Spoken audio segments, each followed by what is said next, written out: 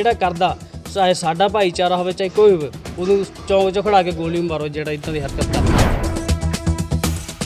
तो हिंदुस्तान हमारा है, यहाँ की ज़मीन, यहाँ के रहवासी सभी हमारे हैं और पाकिस्तान की तरफ से जो हमला हुआ हम उसकी बिल्कुल मुखालिफत करते हैं। बॉर्डर पार करके आते हैं और ये नफ़रत फैलाकर चले जाते हैं, उसकी वजह से हम लोगों को भी तकलीफ़ होती है। ਪਿਛਲੇ ਦਿਨ ਪਹਿਲਗਾਮ 'ਚ ਹੋਏ ਆਤੰਕੀ ਹਮਲੇ 'ਚ 28 ਸੈਲਾਨੀਆਂ ਦੀ ਗੋਲੀ ਮਾਰ ਕੇ ਹੱਤਿਆ ਕੀਤੇ ਜਾਣ ਦੇ ਮਾਮਲੇ 'ਚ ਪੂਰੇ ਦੇਸ਼ 'ਚ ਰੋਸ ਪਾਇਆ ਜਾ ਰਿਹਾ ਹੈ ਅਤੇ ਮੋਦੀ ਸਰਕਾਰ ਤੋਂ ਅਪੀਲ ਕੀਤੀ ਜਾ ਰਹੀ ਹੈ ਕਿ ਇਸ ਘਟਨਾ ਦਾ ਪਾਕਿਸਤਾਨ ਤੋਂ ਬਦਲਾ ਲਿਆ ਜਾਵੇ। ਮੋਗਾ ਦੀ ਮਸਜਿਦ 'ਚ ਜੁਮੇ ਦੀ ਨਮਾਜ਼ ਅਦਾ ਕਰਨ ਤੋਂ ਬਾਅਦ ਮੁਸਲਮਾਨ ਭਾਈਚਾਰੇ ਵੱਲੋਂ ਮੌਨ ਧਾਰ ਕੇ ਮ੍ਰਿਤਕਾਂ ਨੂੰ ਸ਼ਰਧਾਂਜਲੀ ਭੇਟ ਕੀਤੀ ਗਈ ਅਤੇ ਮੋਦੀ ਸਰਕਾਰ ਤੋਂ ਅਪੀਲ ਕੀਤੀ ਗਈ ਕਿ ਇਸ ਘਿਨੌਣੀ ਘਟਨਾ ਦਾ ਜਲਦੀ ਤੋਂ ਜਲਦੀ ਬਦਲਾ ਲਿਆ ਜਾਵੇ। ਮੁਸਲਮਾਨ ਭਾਈਚਾਰੇ ਦੇ ਆਗੂ ਨੇ ਕਿਹਾ ਕਿ ਜੋ ਕੋਈ ਵੀ ਅਸਲ ਇਸਲਾਮ ਨੂੰ ਮੰਨਣ ਵਾਲਾ ਮੁਸਲਮਾਨ ਹੈ ਉਹ ਅਜਿਹੀ ਘਿਨੌਣੀ ਹਰਕਤ ਨਹੀਂ ਕਰ ਸਕਦਾ। ਉਹਨਾਂ ਨੇ ਕਿਹਾ ਕਿ ਇਹ ਸਿਰਫ ਹਿੰਦੂਆਂ ਨੂੰ ਹੀ ਨਹੀਂ ਮਾਰਿਆ ਗਿਆ ਸਗੋਂ ਹਿੰਦੁਸਤਾਨੀਆਂ ਨੂੰ ਵੀ ਮਾਰਿਆ ਗਿਆ ਹੈ। ਹੋਰ ਕੀ ਕੁਝ ਕਹਿਣਾ ਹੈ ਮੁਸਲਮਾਨ ਭਾਈਚਾਰੇ ਦਾ, ਆਓ ਸੁਣਦੇ ਹਾਂ। ਜੀ ਇਹ ਬੜੀ ਹੀ ਮੰਦਭਾਗੀ ਘਟਨਾ ਜੀ, ਜਿਹੜੇ ਉਹਨਾਂ ਨੇ ਨਾਮ ਪੁੱਛ ਕੇ ਉਹਨਾਂ ਨੂੰ ਗੋਲੀਆਂ ਮਾਰੀਆਂ, ਇਹ ਬੜੀ ਹੀ ਅਫਸੋਸਨਾਕ ਘਟਨਾ ਹੈ। ਅਸੀਂ ਉਹਦੀ ਨਿੰਦਿਆ ਕਰਦੇ ਹਾਂ, ਵਿਰੋਧ ਕਰਦੇ ਹਾਂ ਉਸਦਾ। ਜੋ ਵੀ ਅੱਜ ਅਸੀਂ ਮਸਜਿਦ ਉਸਮਾਨ ਗਣੀ ਵੱਲੋਂ ਅਸੀਂ ਉਹਨਾਂ ਨੂੰ ਸ਼ਰਧਾਂਜਲੀ ਦਿੱਤੀ ਹੈ, ਉਹਦੇ ਲਈ ਅਸੀਂ 5 ਮਿੰਟ ਲਈ ਮੌਨ ਰੱਖਾਂਗੇ ਅਤੇ ਮੌਨ ਵਰਤ ਰੱਖ ਕੇ ਉਹਨਾਂ ਮਤਲਬ ਸ਼ਰਧਾਂਜਲੀ ਦੇਵਾਂਗੇ ਉਹਨਾਂ ਨੂੰ। ਅਤੇ ਸਾਨੂੰ ਹੀ ਬੜਾ ਅਫਸੋਸ ਹੋ ਰਿਹਾ ਵੀ ਇਸ ਗੱਲੋਂ ਜਿਹੜੇ ਕਿ ਮੁਸਲਮਾਨ ਉੱਥੇ ਪੁੱਛ ਕੇ ਮੁਸਲਮਾਨ ਜਾਂ ਹਿੰਦੀ, ਇਹ ਬਹੁਤ ਮੰਦਭਾਗੀ ਘਟਨਾ ਜਿਹੜਾ ਆਪਸ ਭਾਈਚਾਰਾ ਜਿਹੜਾ ਕਿ ਇਹ ਖਤਮ ਕਰਨਾ ਚਾਹੁੰਦੇ ਲੋਕ। ਕੁਛ ਕੁ ਸ਼ਰਾਰਤੀ ਅੰਸਰ ਹੈਗੇ ਆ ਜਿਹੜੇ ਉਹਨਾਂ ਨੂੰ ਠੱਲ ਪਾਉਣੀ ਚਾਹੀਦੀ ਹੈ ਅਤੇ ਜਿਹੜੇ ਮੁਸਲਮਾਨ ਕੌਮ ਨੂੰ ਬਦਨਾਮ ਕਰਦੇ ਆ। ਇੱਕ ਬੰਦਾ ਗਲਤ ਹੁੰਦਾ ਉਹਦੇ ਨਾਲ ਪੂਰੀ ਕੌਮ ਬਦਨਾਮ ਹੋ ਜਾਂਦੀ ਹੈ, ਚਾਹੇ ਮੁਸਲਮਾਨ ਹੋ ਚਾਹੇ ਹਿੰਦੂ ਹੋ। ਉਹਨੂੰ ਜੋ ਸਖਤ ਕਾਨੂੰਨ ਹੈ ਉਹਦੇ ਕਾਨੂੰਨ ਦੇ ਅਨੁਸਾਰ ਕਾਰਵਾਈ ਕਰਨੀ ਚਾਹੀਦੀ ਹੈ, ਚਾਹੇ ਕੋਈ ਹੋ। ਸਾਨੂੰ ਅਫਸੋਸ ਬੜਾ ਦੁੱਖ ਦਿਲੋਂ ਵੀ ਜਿਹੜੇ ਸਾਡੇ ਭਾਈਚਾਰੇ ਜਿਹੜੇ ਉੱਥੇ ਟੂਰਿਸਟ ਜਾਂਦੇ ਘੁੰਮਣ ਗਏ, ਇੱਕ ਤਾਂ ਜਿਹੜੇ ਨਵੇਂ ਜੋੜੇ ਸੀਗੇ ਉਹਨਾਂ ਨਾਲ ਬੜੀ ਮੰਦਭਾਗੀ ਘਟਨਾ ਹੋਈ। ਜਿਹੜੇ ਵਿਚਾਰੇ ਕਿ ਜਿਨ੍ਹਾਂ ਹਾਲੇ ਲਾਈਫ ਸਟਾਰਟ ਕਰਨੀ ਸੀ ਮੈਰਿਜ ਦੀ, ਉਹਨਾਂ ਨੂੰ ਜਿਹੜਾ ਕਿ ਲਾਈਫ ਤੋਂ ਖਤਮ ਕਰ ਦਿੱਤਾ ਹੈ। ਬਹੁਤ ਇਹਦੀ ਅਸੀਂ ਅਫਸੋਸ ਕਰਦੇ, ਨਿੰਦਿਆ ਕਰਦੇ। ਜਿਹੜੇ ਇੱਦਾਂ ਦੇ ਘਟਨਾ ਕਰਦੇ ਉਹਨਾਂ ਦਾ ਕੋਈ ਧਰਮ ਨਹੀਂ ਹੁੰਦਾ ਹੀ ਹੈ।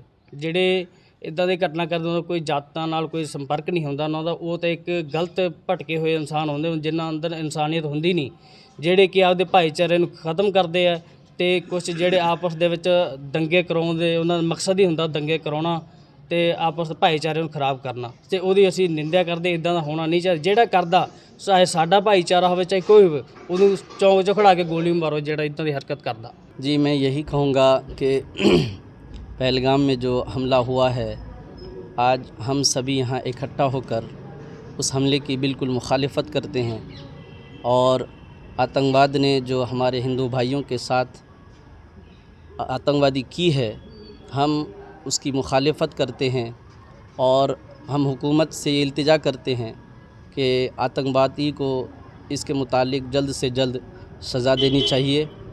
और हमारे हिंदुस्तान में सारे समाज के लोग भाई है आपस में। और अल्लामा इकबाल ने कहा था कि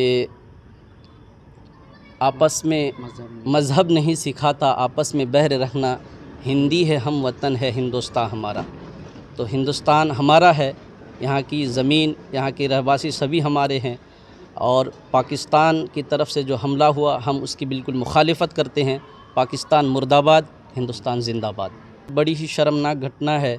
नाम पूछ कर जो हमला किया गया है ये ऐसा नहीं करना चाहिए। आतंकवाद जो है, आतंकवाद को जल्द से जल्द दुनिया से उसको ख़त्म करने की कोशिश करनी चाहिए, आतंकवाद को मिटाने की कोशिश करनी चाहिए। आतंकवाद चाहे किसी भी धर्म के हो, हम कहते हो कि उसका कोई धर्म नहीं, उसका कोई मज़हब नहीं।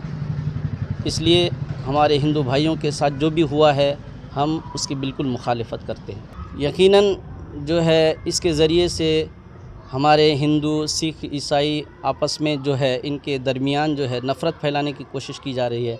लेकिन यहीं पर इसी मुल्क में हम जहाँ रहते हैं यहाँ पर सारे समाज के लोग हैं और हमको किसी से कोई ख़तरा नहीं है, सब मिल के रहते हैं, मिल मोहब्बत से रहते हैं।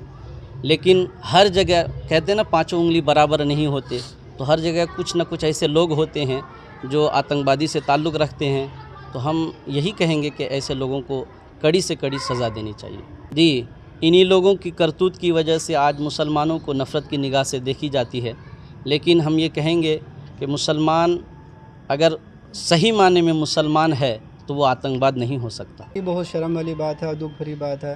अपने 26 शहीद हो गए, अपने हिंदू हों या मुसलमान हों, है तो वो इंसान। जिन्होंने ये काम किया है, बहुत ही शर्म की बात है। कहते हैं कि मुसलमान बुरा, हिंदू बुरा, सबसे बुरा तो इंसान होता है। जो इंसान होता है वो कभी ऐसा काम नहीं कर सकता। अगर जो इंसान हुआ तो उसके दिल में एक इंसानियत होती है, और जिसके दिल में इंसानियत है वो कभी किसी को मारेगा नहीं। वो तो ये कहा जा रहा है कि मतलब हिंदू पूछ के मारा गया या मुसलमान, ठीक है, उनकी ये गलती है कि सबसे बड़ी गलती है कि उन लोगों ने कत्लेआम किया। जो कत्लेआम करते हैं उनकी कोई जात नहीं होती, ठीक है। मुसलमान बुरे नहीं होते, अच्छे मुसलमान कभी किसी का बुरा तक नहीं सोचते।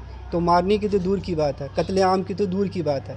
नफ़रत का फैलाने का तो काम किया ही जा रहा है। ये आते हैं, बॉर्डर पार करके आते हैं और ये नफ़रत फैलाकर चले जाते हैं। उसकी वजह से हम लोगों को भी तकलीफ़ होती है, हम लोगों को भी नीचा नज़रों से देखा जाता है। लेकिन हम लोग ऐसे नहीं हैं, हम लोग हिंदुस्तान के रहने वाले हैं, हिंदुस्तान का सोचने वाले हैं, हिंदुस्तान का खाने वाले हैं। हम लोगों को इस चीज़ का बहुत दुख है, लेकिन अफसोस की बात है कि हम लोग कर भी क्या सकते हैं। हम उनके सिवा, दुख के सिवा और कुछ नहीं कर सकते। हम लोग को बहुत अफसोस है इस बात का।